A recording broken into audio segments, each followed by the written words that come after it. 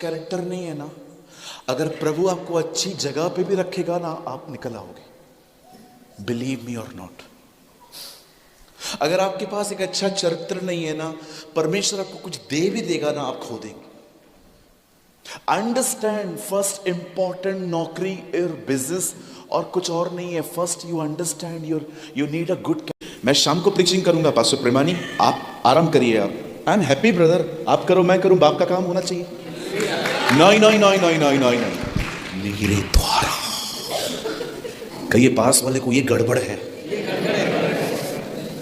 मेरे द्वारा होना चाहिए। मैं आपको एक सलाह देता हूं, बहुत कम सिखाइए, बहुत अधिक सीखिए प्लीज। बहुत सारे पास्टर्स और प्रीचर्स सिखाते सिखाते सीखना बंद कर देते हैं। यही रीजन है उनकी मिनिस्ट्रियां पीछे आ जाती हैं। यही प्रॉब्लम है, उनका अनॉइंटिंग चला जाता है। यही प्रॉब्लम है कि उनके प्रचार में मात्र ज्ञान रहता है, अभिषेक नहीं। Don't do this, that's a mistake. आज मैं लेट आया हूं थोड़ा, मुझे पता है मैं लेट क्यों आया हूं। ऐसे नहीं आ सकते आप यहां पर। आप जिसको प्रीच कर रहे हो ना, वो आपके साथ आना चाहिए, अदरवाइज क्या करेंगे मिनिस्ट्री करके। Now listen to me very carefully, बड़े ध्यान से सुनिए। अपने दिमाग को, अपने मन को भटकने मत दीजिए। अभी यहां पर पतरस और यूहन्ना प्रार्थना करने के लिए मंदिर जा रहे थे, ये दोनों चेले।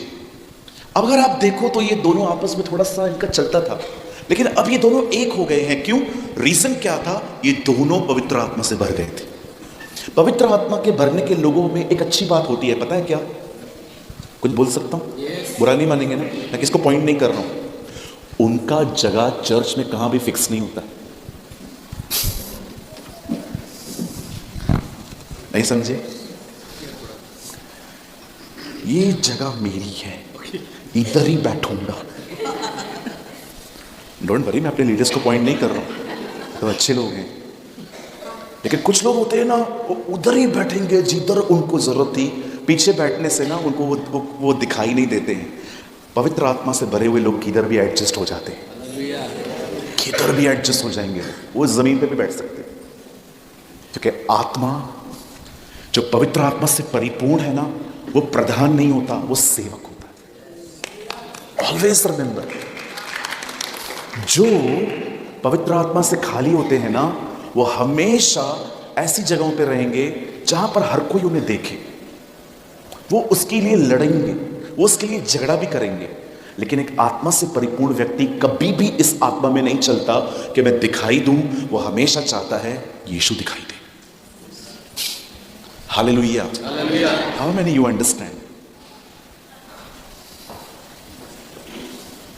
आप जानते हैं 2026 में मैं एक नई मुहिम शुरू करूंगा, the days of small groups. अभी इतना प्रचार किया, लाखों लोगों के बीच में गया मैं, 40-40 हजार लोगों को गॉस्पेल बताया। आपको पता है, कभी कभी इतनी बड़ी बड़ी जगहों पे इतने काम नहीं होते हैं जब छोटी छोटी जगहों पे होते हैं। आप जानते हो, ये ऐसे दिन हैं, हम 12-12, 15-15, 20-20 लोगों को अलग करके उन्हें परमेश्वर का वचन टीच करें, प्रीच करें। हाँ, लोग आपको कहेंगे ओ मिनिस्ट्री इनकी नीचे आ गई है, उनकी फिक्र मत कीजिए। Do the will of God. आमीन। मैं इस आने वाले साल में बहुत सारे छोटे छोटे ग्रुप्स में जाऊंगा, जहां पर 30-30, 40-40, इवन मैंने इन दिनों में पास्टर्स से बात की। मैंने कहा ब्रदर, आप भीड़ के पीछे मत जाओ, 35-40 लोगों को इकट्ठा करो, खाली जो भूखे और प्यासे हों, आई विल कम, और हम उनके साथ बैठ के बात करेंगे। मैंने एक नया भी स्टार्ट किया है, आप प्रेयर कीजिएगा, the days of the small groups. ये मैंने इवेंट स्टार्ट किया है। मैं बहुत सारे पास्टर्स से इन दिनों में बात कर रहा हूँ, जिन्होंने मुझे 2026 में इनवाइट किया है। मैंने कोई भी बड़ी मिनिस्ट्री रिजेक्ट नहीं की है कि मैं उस स्टेज पे नहीं आऊँगा, बट मैंने उनको एक रिक्वेस्ट की है, मीटिंग्स के बीच में क्या एक ऐसी मीटिंग हो सकती है जहाँ पर 30-40 पीपल हो, खाली 12 पीपल, 15 पीपल, 20 पीपल, बट वो हो जो उसके लिए मरने को तैयार। हम ऐसे लोगों के साथ बैठ के कुछ बात करना चाहते हैं, और मैं उनको वो बताना चाहता हूं कि कैसे मैं पवित्र आत्मा से परिपूर्ण हूं।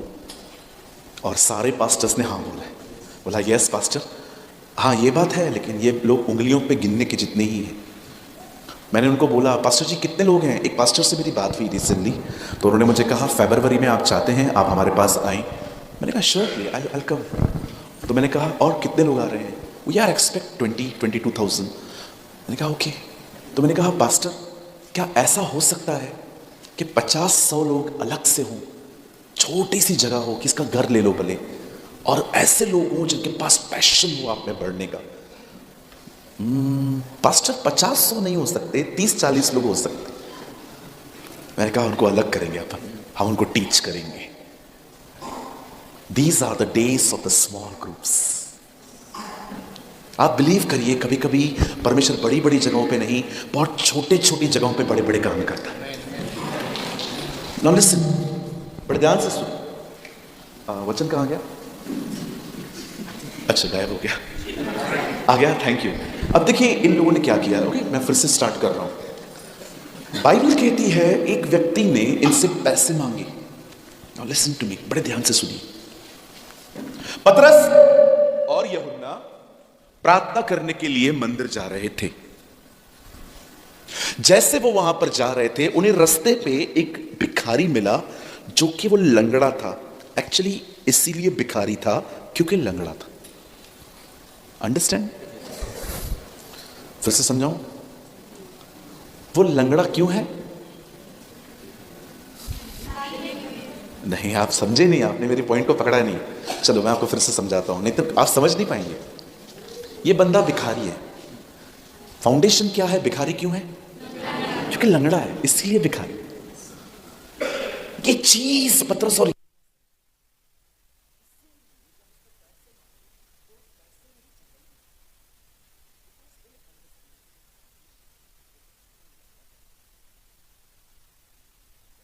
ऐसा ही करता है।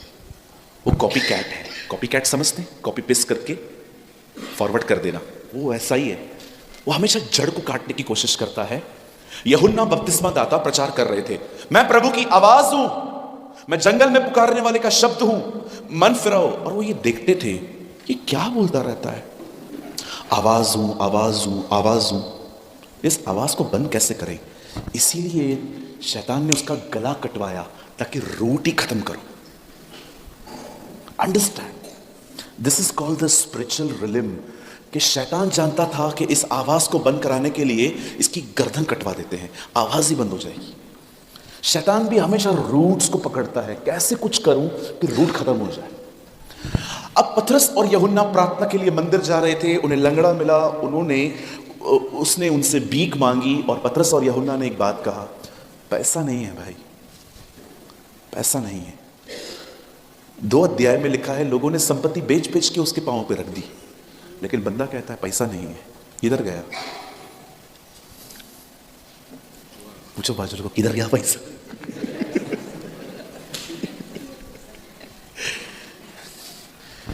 एक हाथ से लिया दूसरे हाथ से दे दिया।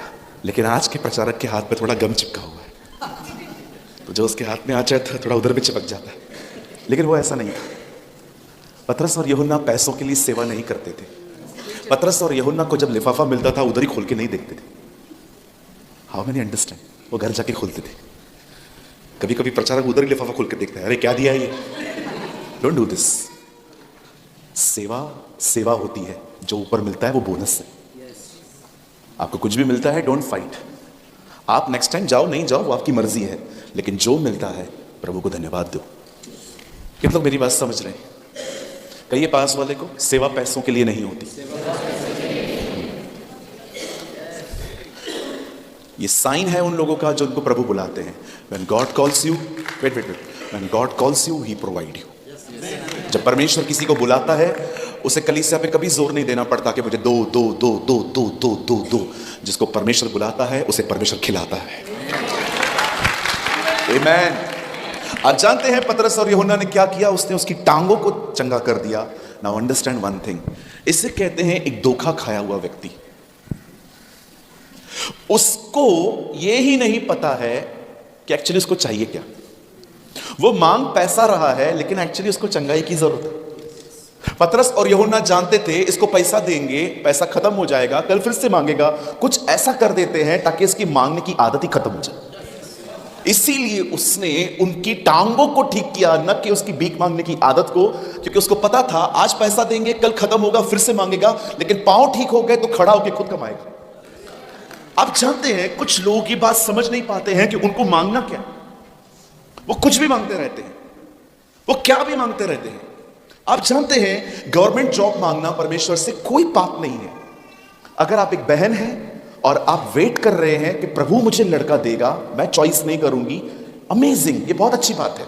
हो सकता है आप भाई हैं जो बिजनेस कर रहे हैं, बिजनेस ठीक नहीं चल रहा है, आप मांग रहे हैं, कोई गलती नहीं है, कोई पाप नहीं है, आप प्रभु से सब कुछ मांग सकते हो, लेकिन आपको पता है आपको पहले क्या मांगना चाहिए। मैं अपने बच्चों को, अपने कलीसिया के सारे बच्चों को इंकरेज करता हूं कि कोई प्रेयर रिक्वेस्ट जो है ना, पहले स्टेटस पे मत डालो, पहले खुदा के पास जाओ, पहले परमेश्वर के पास जाओ, पहले उससे मांगो। उसके बाद अगर आपको लगता है कि मुझे प्रेयर रिक्वेस्ट चर्च को देना है तो दो, बट फर्स्ट आप खुद खुदा के पास जाओ और उससे मांगो। कई बार हम प्रभु से कहते हैं प्रभु मुझे एक सरकारी नौकरी दे, मुझे पैसे दे, मुझे चंगाई दे। Nothing is wrong. इवन अगर आप एक अच्छी जगह पर हो और आप प्रमोट होना चाहते हो, आप और प्रमोशन चाहते हो, तो भी गलत नहीं है। कुछ होगा तो किसी की मदद कर पाएंगे ना। लेकिन जानते हैं आप, सबसे पहले आपको क्या मांगना चाहिए? पवित्र आत्मा से परिपूर्ण होना। आप बिलीव करिए, आपकी बहुत सारी सक्सेस आपके कैरेक्टर से जुड़ी हुई है। अगर आपके पास एक अच्छा कैरेक्टर नहीं है ना, अगर प्रभु आपको अच्छी जगह पे भी रखेगा ना, आप निकल आओगे। बिलीव मी और नॉट। अगर आपके पास एक अच्छा चरित्र नहीं है ना, परमेश्वर आपको कुछ दे भी देगा ना, आप खो देंगे। अंडरस्टैंड, फर्स्ट इंपॉर्टेंट नौकरी और बिजनेस और कुछ और नहीं है। First you understand you need a good character. आपके पास एक अच्छा चरित्र होना चाहिए। सोचो आपके अंदर बहुत गुस्सा है, आप बिलीव कीजिए आप सारे रिश्ते खो देंगे। एक एक करके आपको लोग ब्लॉक करना स्टार्ट कर देंगे। लोग आपको देखकर भी आपको अनदेखा कर देंगे, क्योंकि उनको पता है आप रूड पर्सन हो। हमारे चर्च में एक भाई आता है, आप बिलीव करिए 2.25 लाख रुपया उसकी सैलरी थी महीने की, 27 लाख का पैकेज ईयर में।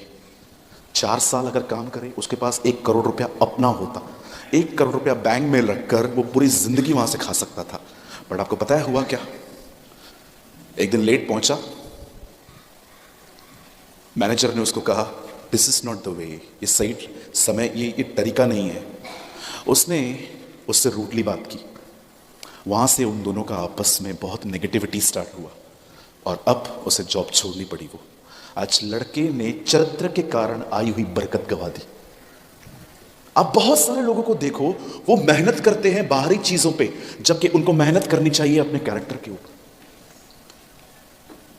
आप एक चर्च में जाएंगे, किसी से पैसे मांगेंगे, अगर आप नहीं दे पाए, आपको चर्च छोड़ना पड़ेगा। कब तक आप उस आदमी को फेस करेंगे जो आपको देख रहा है कि मेरा पैसा, भले वो मांग नहीं रहा है, लेकिन आपको आपकी गिल्ट खत्म करेगी। The important thing is not कि आप पहले अनॉइंटिंग में चलो, आप गिफ्ट्स में चलो। पहले सबसे खूबसूरत चीज ये है कि हम चरित्र को पहचाने। आप जानते हैं, यहां देखिए चरित्र कैसे बनता है।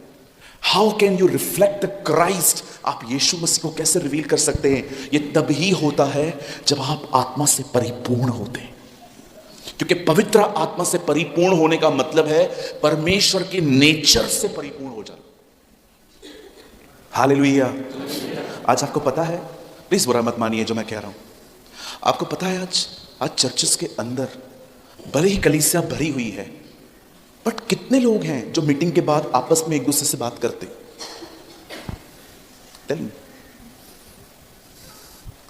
कुछ कर सकता हूं आपके बीच में, आपको बुरा तो नहीं लगेगा? नहीं।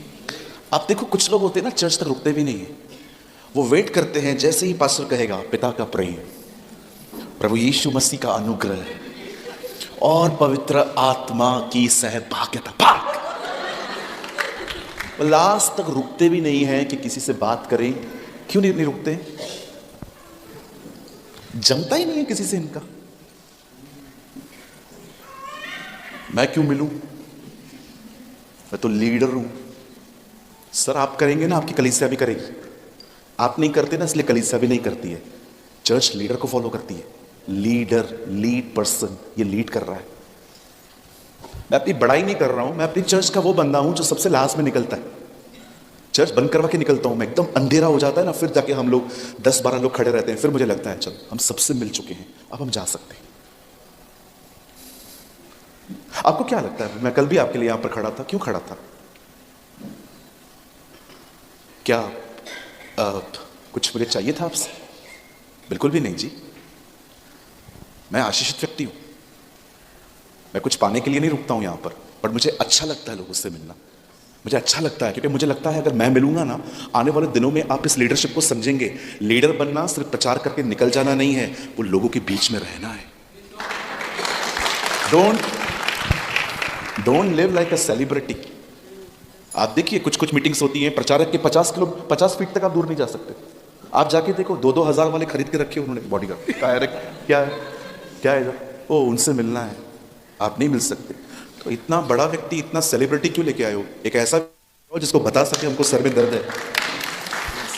बोलो बाजू वाले को, बुरा मत मानिएगा, अगर आप पॉल को देखते ना तो आपको उसमें इशू दिखता, लेकिन आपको आज के प्रचारक में सेलिब्रिटी दिखाई देगा। एक चीज बताएंगे आप, जो भी लोग बहुत बड़े बड़े लोगों को फॉलो करते हैं जिनसे आप मिल भी नहीं सकते हो, मैं आपसे एक बात पूछ सकता हूं? भेड़ को धक्का लगेगा तो वो चरवाहे की गोद में जाती है। आपका चरवाहा तो है ही नहीं इधर, आपका चरवाहा डिजिटल चर्च में है इन दिनों में। जानते हैं डिजिटल चर्च? आजकल डिजिटल चर्च स्टार्ट हुई है, प्रचारक है ही नहीं, वो चर्च में ही खड़ा है। तो जिसको धक्का लगा है वो किधर जाएगा? आई कांट अंडरस्टैंड, मैं समझ नहीं पाता हूं। मुझे बहुत लोग कहते हैं, आपकी उड़ीसा से एक दिन कॉल आया, पास्टर जी आपको एक जगह बताता हूं मैं, आप उधर चर्च स्टार्ट करिए। मैंने कहा नहीं ब्रदर, मैं बॉम्बे से हूं। पास्टर जी हमको पता है आप बॉम्बे से हैं, लेकिन हम आपको जगह देना चाहते हैं, मेरी खुद की जगह है वो। तो मैंने कहा मैं बॉम्बे से हूं तो मैं उधर कैसे आऊंगा? ना ना ना ना ना ना ना, आपको उधर आने की जरूरत नहीं है, हम है ना आपकी स्क्रीन पे मीटिंग चलाएंगे। मैंने कहा अगर लोगों को स्क्रीन पे ही देखना है वहां पर आके, तो वो यूट्यूब पे भी देख सकते। उसके बाद उसने कहा अच्छा अच्छा अच्छा अच्छा अच्छा। मैंने कहा ब्रदर, बाइबल डिजिटल चर्च को सपोर्ट नहीं करती। बाइबल कहती है आप चर्च स्टार्ट करो, लेकिन वहां कोई लीडर तो होना चाहिए। लोग किससे प्रेयर करवाएं?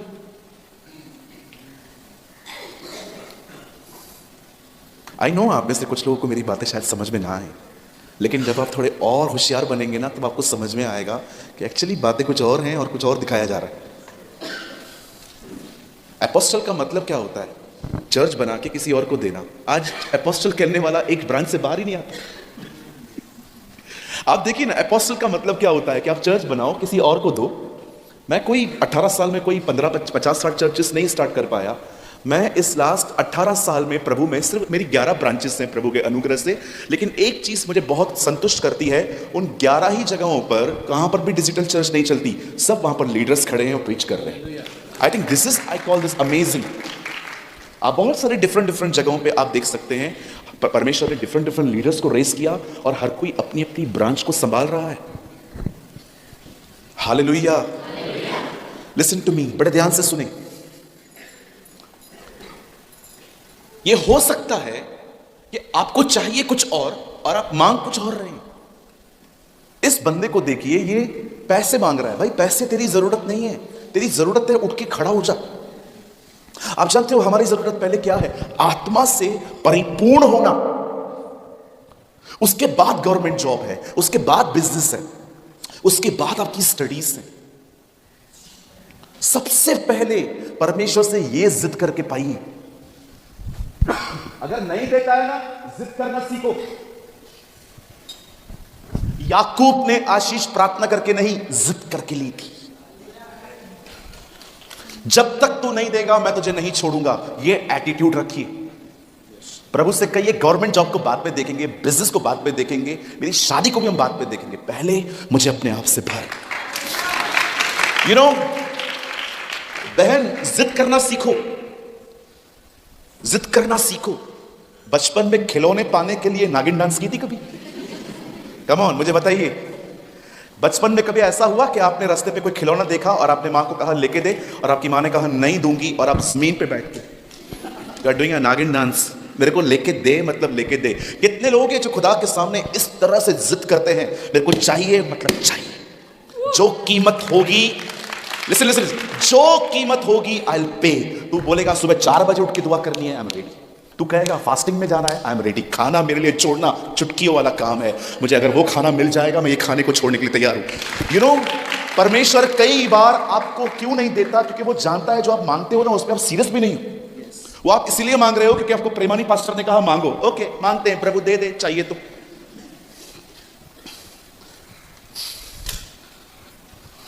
जिद करना सीखिए। एक औरत न्यायाधीश के पास आके कहती है मेरा न्याय चुकाइए, और उसका न्यायाधीश कहता है कि वो उसका ध्यान भी नहीं दे रहा है। आप पढ़ के देखिए, लिखा है वो बार बार आके कहती थी मेरा न्याय चुका, मेरा न्याय चुका, मेरा न्याय चुका। आप याद रखिए, बार बार आने को जिद कहते हैं। जिद्दी बनना है ना, इन बातों में बनिए। लेकिन पास्टर जी मैं भरना चाहता हूं, मैं भरना चाहती हूं, थोड़ा और बताइए ये कैसे होता है। यस, आप बिलीव करिए, मैंने अभी तक प्रचार स्टार्ट नहीं किया, मैं करूंगा 2 मिनट में, पर मुझे ये चीज समझाने दीजिए आपको। लिसन, यही वो चीज है जिसने बिली ग्राम को बिली ग्राम बनाया। अगर आप कभी रेनहार्ड बॉन्की की कब्र को देखें तो वहां पर अफ्रीका का फोटो छपा हुआ है, अफ्रीका का मैप छपा हुआ है, और पता है उनकी कब्र पे क्या लिखा है? ही प्रीच क्राइस्ट। इसने यीशु मसीह का प्रचार किया। आप जानते हैं रेनहार्ड बॉन्की 80% नाइजीरिया को वो बदल चुका था जब उसकी मृत्यु हुई। क्यों वो ऐसा कर पाया? क्योंकि वो आत्मा से परिपूर्ण था। कैथरीन कुलमैन कहते हैं वो जहां जाती थी वहां पर लोग पहिएदार कुर्सियों से उठ के वापस आते थे। क्यों वो ऐसी सेवकाई कर पाई? क्योंकि वो पवित्र आत्मा से परिपूर्ण थी। साधु सुंदर सिंह कहते हैं उसके साथ मजाक करने वाले लोगों के साथ परमेश्वर ऐसा व्यवहार करता था कि वो डर जाते थे। क्यों परमेश्वर उस व्यक्ति के बारे में ऐसा ओपिनियन रखता था? क्योंकि वे पवित्र आत्मा से परिपूर्ण थे। याद रखिए, परमेश्वर आपसे बहुत प्यार करता है, लेकिन अगर आप एक पवित्र आत्मा से परिपूर्ण है ना, विश्वास कीजिए वो आपको वैसे नहीं देखता जैसे वो दूसरों को देखता है। It's different, it's different sister.